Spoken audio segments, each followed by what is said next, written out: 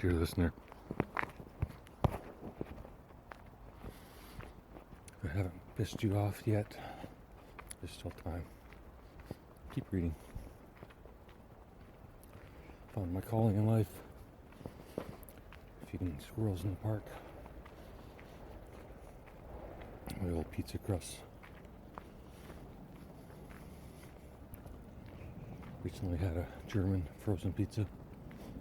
Just makes me wonder if the person making that pizza in Germany ever thought I'd be feeding the crust to a squirrel in some park in Greater Vancouver area. Location hidden.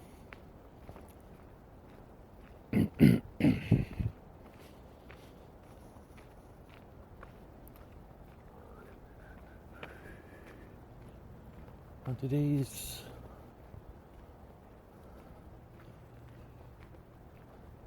podcast,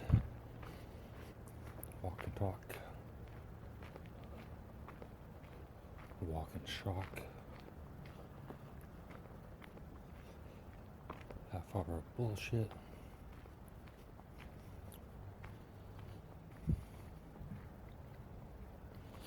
Just like what the news used to be. It's for a full hour of bullshit.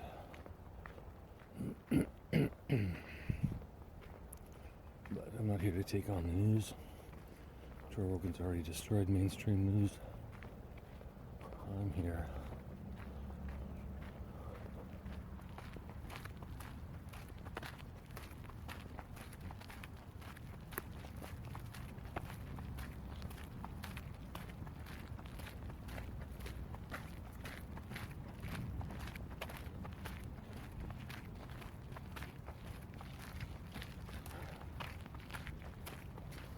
I'm here to feed the squirrels as they track down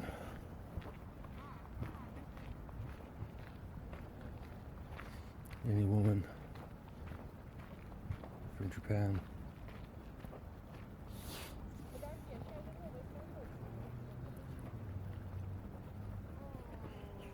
ever had the picture taken with me, showed it to someone and said, "That was my boyfriend."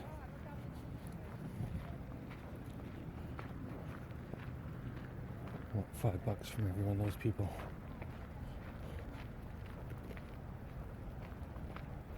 I think that's fair.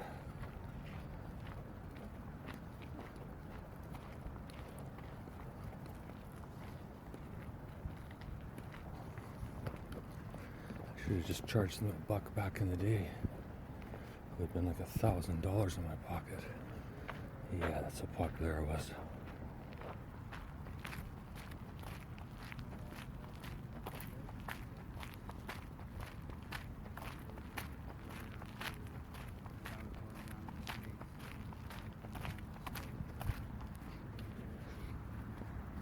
In case you haven't figured it out, listener, this is another comedy lesson on how to bring your ego in line with other comedians, your competition. Every one of your competition believes that they are the best. They're the world's greatest comedian. They're the world's greatest Spanish comedian. They're the world's greatest... Well, there's only one of the world's greatest prop comedians, so... Fucking Carrot Top ruined that for everyone else, but... we forgive him. World's greatest... blind comedian. World's greatest... comedian who's never been on stage. I can still be that one, but... pays fuck all, trust me.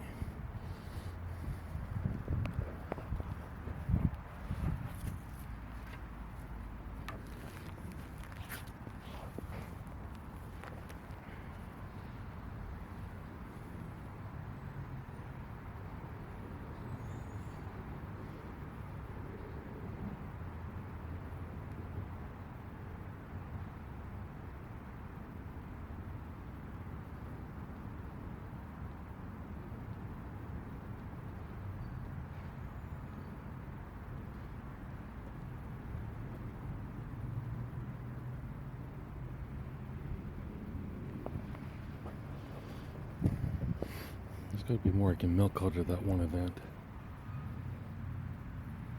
I follow my own lessons.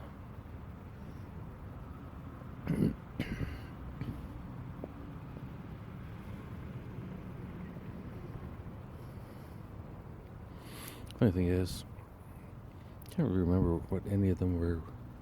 I can't really remember what any of them were wearing. But to be fair, it's been 40 years.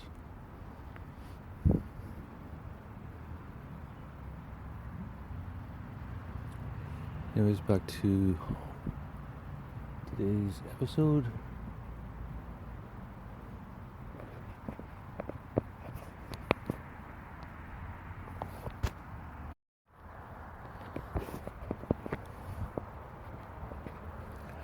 School of Comedy, lesson number whatever.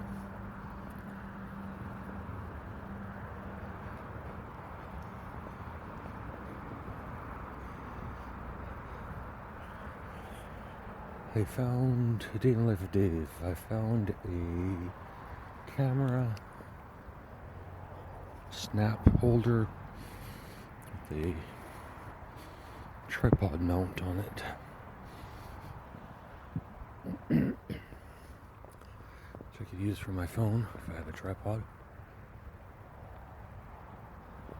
And then I could take pictures of myself recording this unbelievably exciting podcast.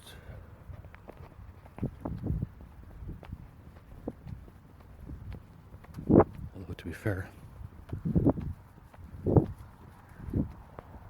that Japanese thing was a bit of a joke, but now I see there's an actual bit there. It's probably a good 2 to 5 minutes if I have to work on it, but I won't until I get on stage. However, nonetheless, nearly well.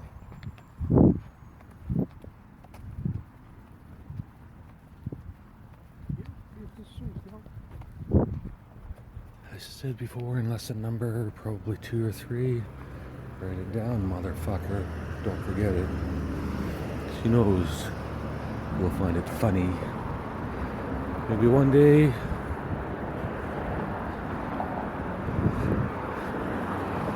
Japanese Prime Minister walks into the Grace Foundation,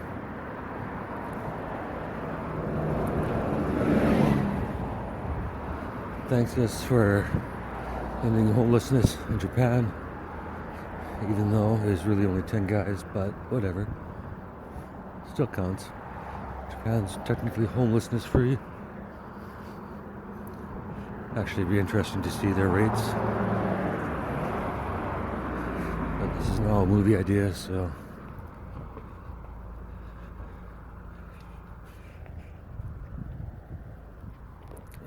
Japanese Prime Minister.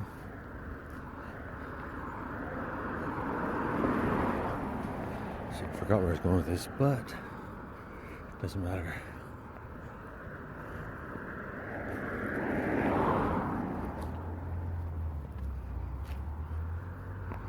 As long as I can find stories that sound racist, but are not, because they're based on real life.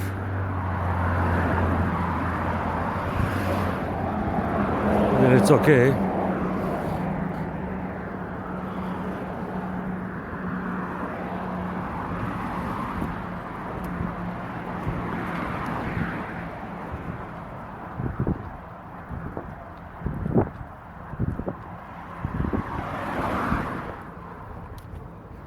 Noisy road, but there are brakes.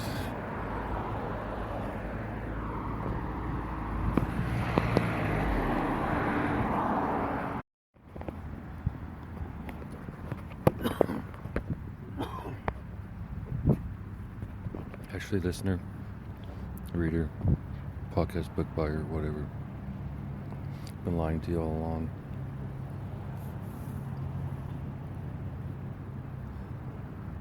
There's zero Japanese fucked that up. God damn it.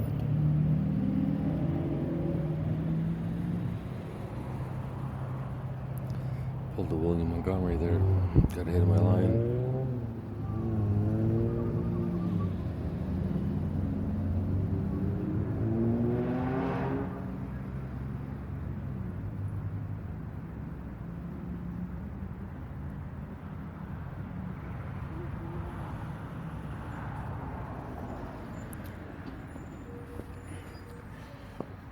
There aren't a bunch of Chinese babies.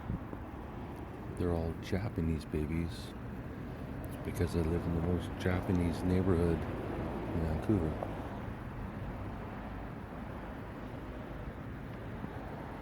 Which makes more sense now, considering I've been lying to you. I didn't have a girlfriend, and all those Japanese girls were taking my picture.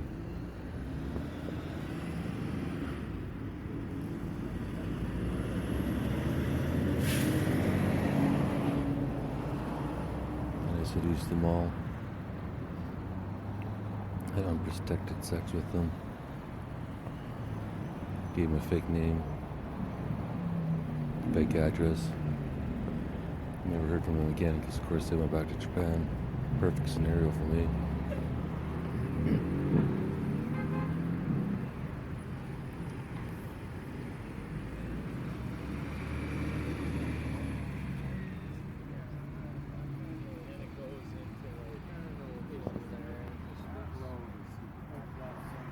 So now this is the universe getting back at me, forcing me to live in this neighborhood where I see nothing but cute Japanese babies. I'm forced to say Chinese babies. Just I can forget what a slut I was.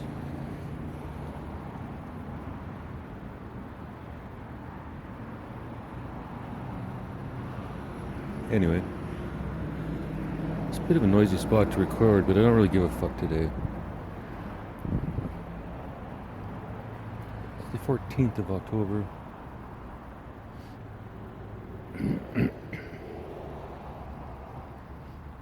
Telepathy Tapes Season 2 comes out tomorrow. And they better release some good shit. I'm gonna lose my shit. But anyways, back to the tragic tale. I think the universe has figured out how to get even with me. They're tricking all those young Japanese girls into believing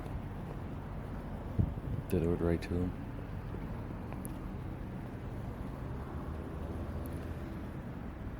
And for taking them up in the mountains, shooting roll after roll of film, capturing their beauty and giving it to them for free. God damn it. I just want to be paid for all those photos. Guess I got paid in sex back in the 80s, but still. If you now look at those photos of yourself, if you're sitting in Japan listening to this, and now looking at those photos of yourself that I took 40 years ago, you come across the one with us together.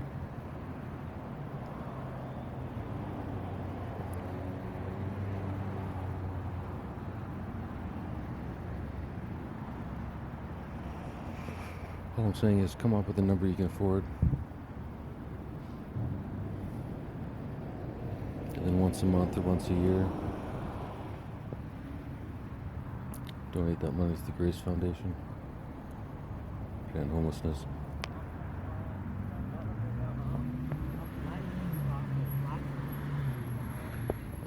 End our poverty, end our impoverishment, end our near homelessness, and the welfare state.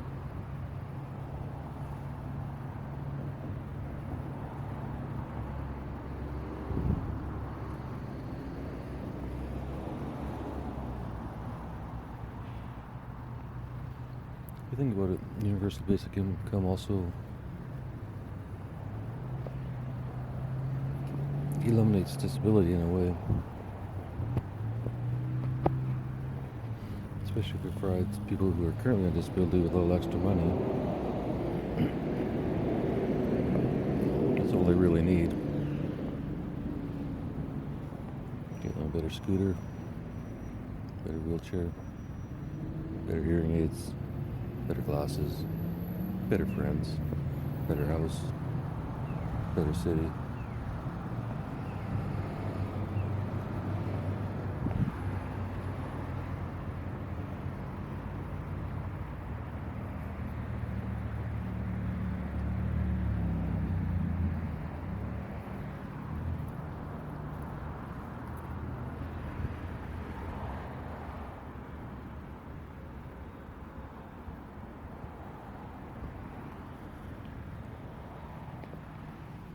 Anywho, so I believe what's happened is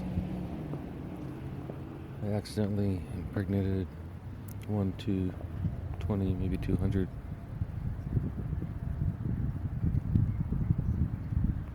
these innocent Japanese girls. If I check their IDs, they're all over 18, guaranteed.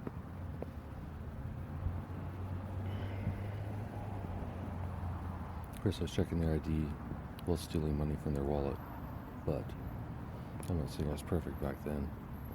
I did what I needed to do. After all, I was sleeping with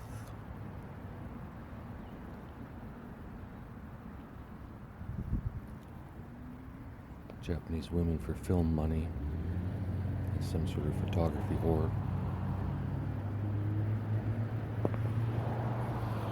It's actually a better storyline. I charged them for my services, in quotation marks, my photography.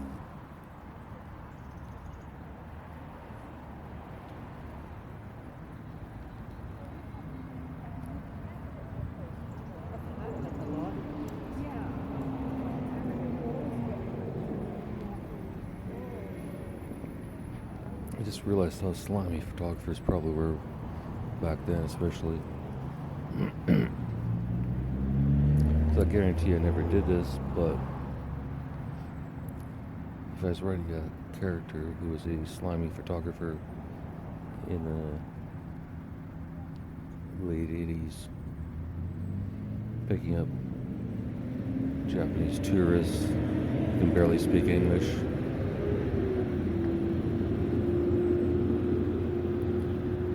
after a long romantic day in the woods, taking photographs by the streams, lakes, glaciers, and the cold, crisp Canadian air.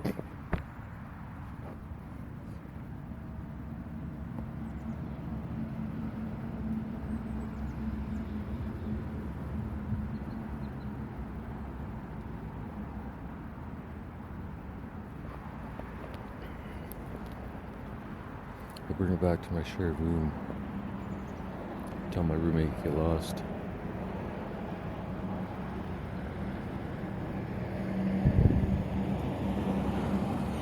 He agrees. I tell him I only need an hour, maybe less.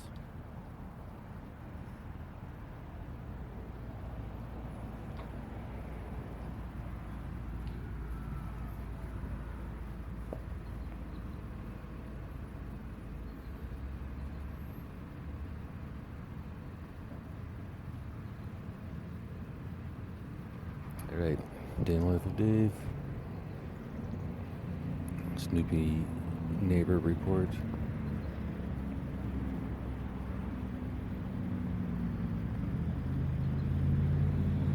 Never mind. Where was I? Oh yeah, sleazy photographer.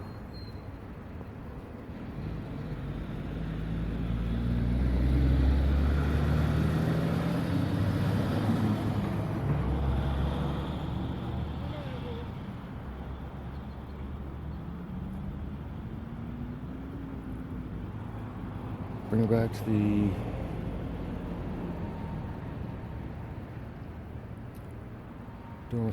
dormitory style room.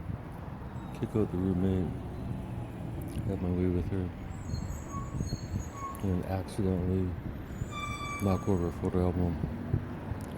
She Contains photos of other Japanese women. Which makes her jealous. Very jealous. Because she only got clothed photos. She's like, how do you get these? I'm like, well, this is a bit more complex process. You can't just take these photos down to the film lab and process them. I gotta do black and white.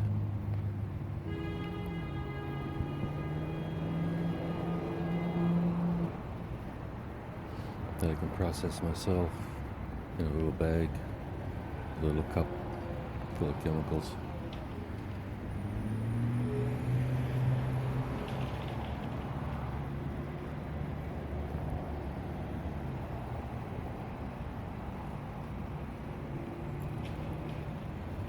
And then of course she agrees. And another one is suckered in by a sleazy photographer with them. Now they've had children, and those children have had children.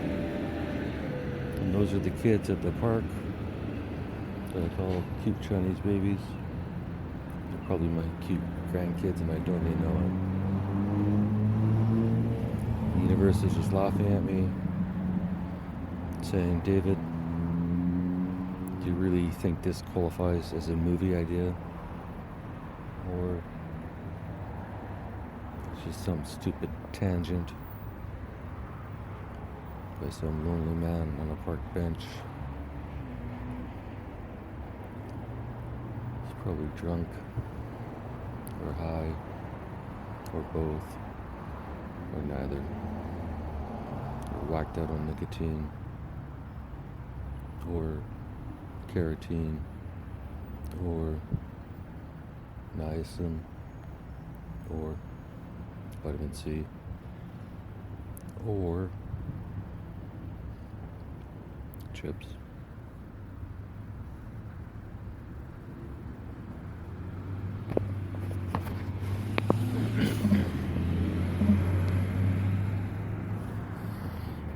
God damn, that's almost an entire original movie idea. And I wasn't going to do that. I was just going to reuse all the Dear Grace shit. But this is the school of comedy. And I guess the professor shouldn't fucking do less than his students. I expect my students to write a movie idea a day. I'll write a fucking movie idea a day.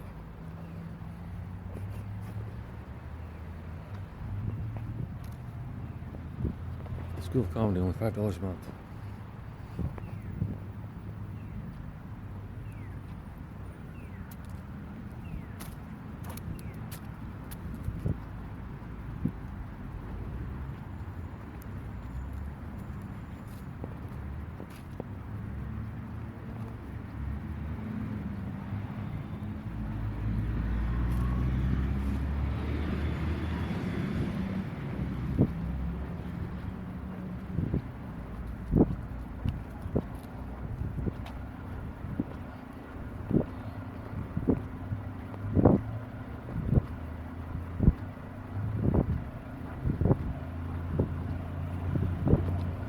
Then it becomes really ironic, or moronic.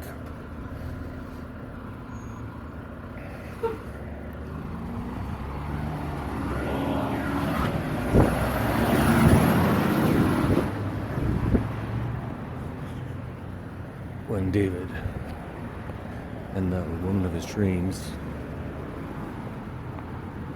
finally get together, live where they're still living. They go to the park. The woman of his dreams offers to take photos of their babies. Or offers David to take photos of their babies. Which he does. Not knowing that they're his direct offspring. Until one day one of the babies has suspiciously blue eyes and blonde hair,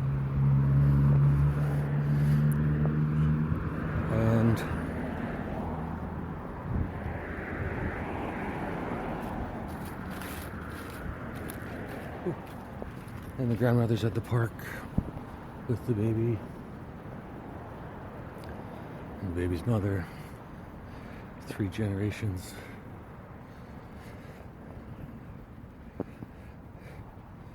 And the woman of my dreams. I'm gonna call Grace because that's much easier. This kind of sounds like a Dear Grace episode anyways. It's only she's smart enough to understand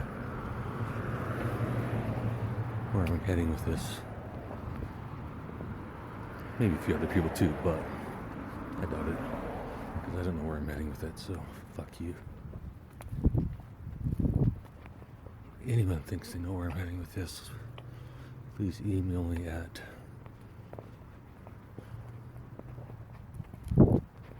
anyways. Grace sees this Japanese baby.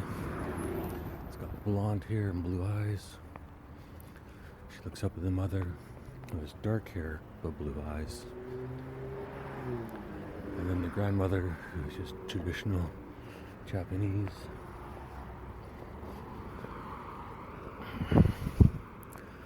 And all at once, all 3 women look at the baby, and then look at David, and they're like, holy fuck.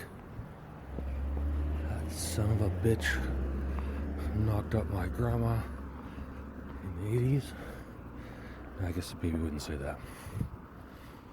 It'd be, that son of a bitch is my dad from the 80s. Knocked up my mom. I produced this baby 30 odd years later.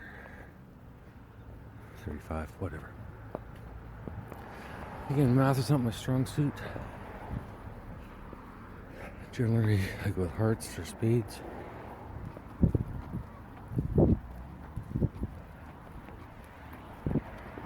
So anyways, back to the movie. David and Grace have their first fight when she finds out he's fathered hundreds of children in Japan,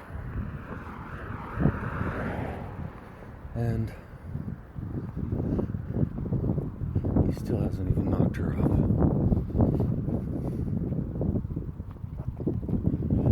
Cunt comes to her mind to describe David's actions.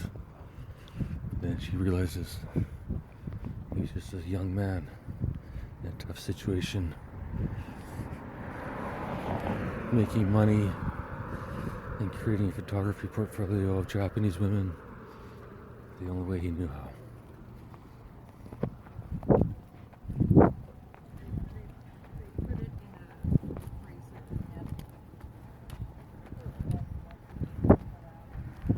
They put it in the freezer, and then once a week.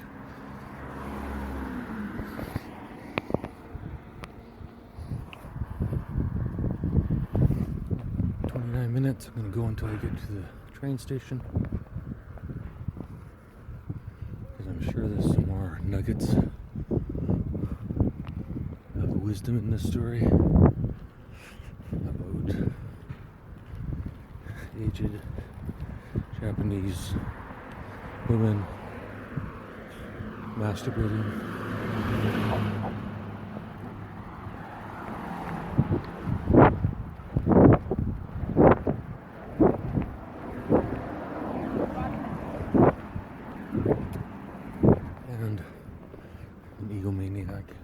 Narcissist.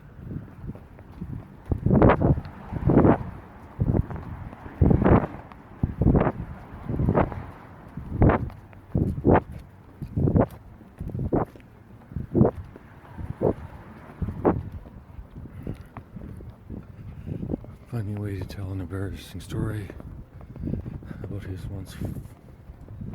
he's once forced to have.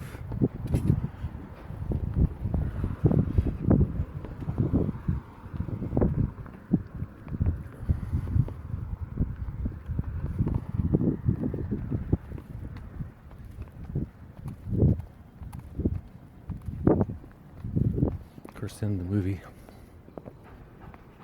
all the Japanese women get together, sue David for child support, or back child support. She's forced to pay plus interest. Because he's now a billionaire, because he's the world's greatest comedian, or world's greatest actor, world's greatest bullshitter.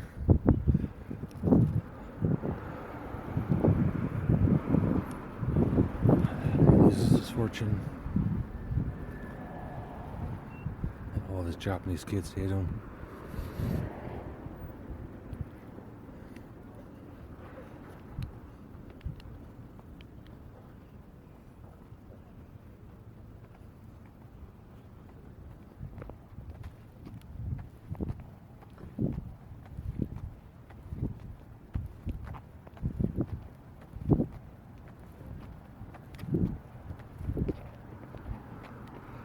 Basically, these are all the alternate endings.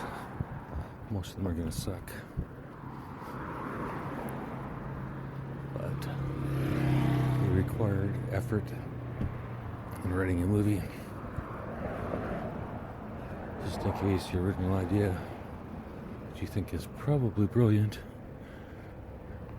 is wrong, bad, sucks, doesn't have enough Mr. T references. If you couldn't figure it out by now, I'm walking by the van again.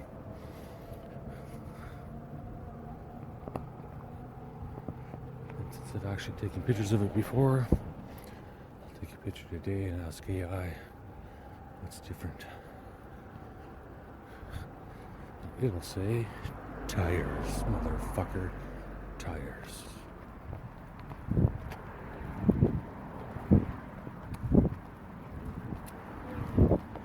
By the way, it's a funny series on Netflix.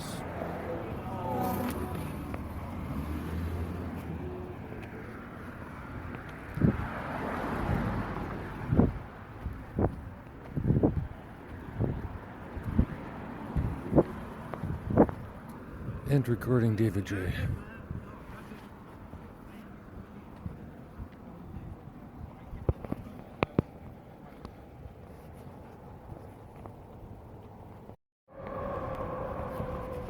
Yes, I just realized this was the 80s, and this ending is way too happy. So, what happens is, because it was the 80s, and Dave was using unprotected sex, he gave them all AIDS. So now the mothers and their first child and their first grandchild all have AIDS.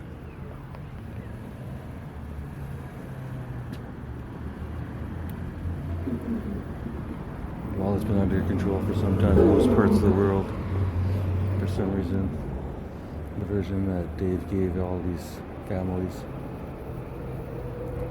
takes them all for a turn for the worse, so to speak. And all the kids die. It's very sad. Except for by this point, they've all learned to love Dave and made him their heir. So Dave gets all his money back and can go on with his life. The end. Please note that's an alternate ending and not an actual psychopath. If I can think like one. Pretty girl just smiled at me. That's it. My life's over. Probably felt sorry for me.